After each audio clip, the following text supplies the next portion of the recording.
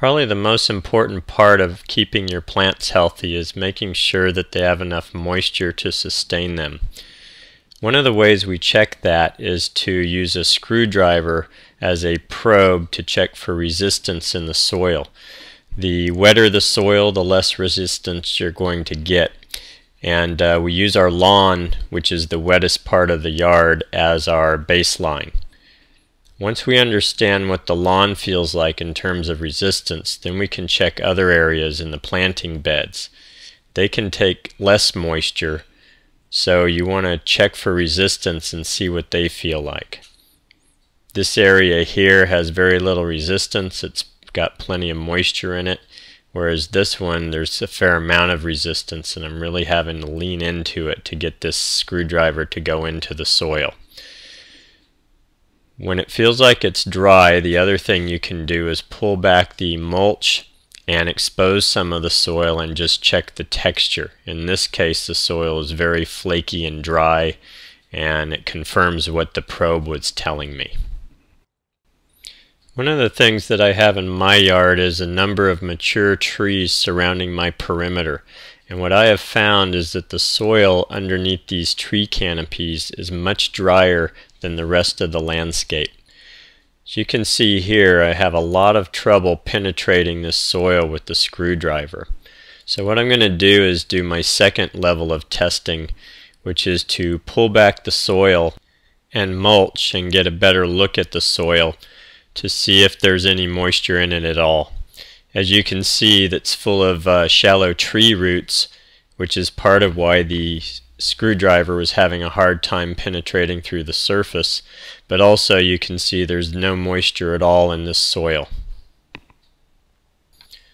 The shallow tree roots have consumed any of the moisture that is there. And this is an important thing to understand when you're planting other plants under these tree canopies. They're competing with these trees, and usually they're losing. I've found that I have to add a lot more water under tree canopies than I do in the areas that do not have the mature trees. This is why I want you to get in the habit of checking the different areas in your yard and see just exactly how much moisture is in the different areas, because you can't presume that you understand it. You really do have to go to one area to the next and check and see what's there. This next area is the same type of soil 20 feet away from the tree canopies, and you'll see that I'm able to find a lot more moisture in there. It doesn't have the shallow tree roots, and I can actually find enough moisture to form a clod in the same soil just 20 feet away under the same conditions. That's how much, look at how much more moisture there is. Now, granted, this is still a bit dry for ideal plant use, but it still has much more moisture than the tree area. So the real question is, how much is enough moisture, and how do we tell if we've got that? You see here that I'm trying to form clods, and then I break them apart.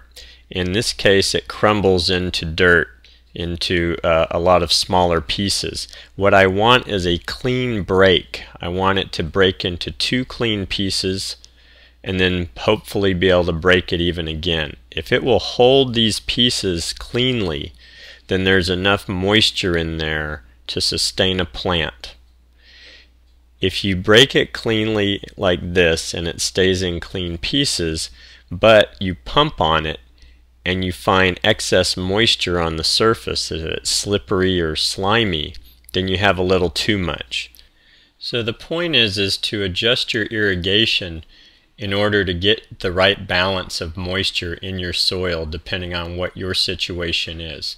So after doing this test, if you find that your soil is too dry, you want to bump up your irrigation in increments until you get it to the right levels. And if you find it's too wet, then you want to cut back on the moisture until you get it to a sustainable level for your plants.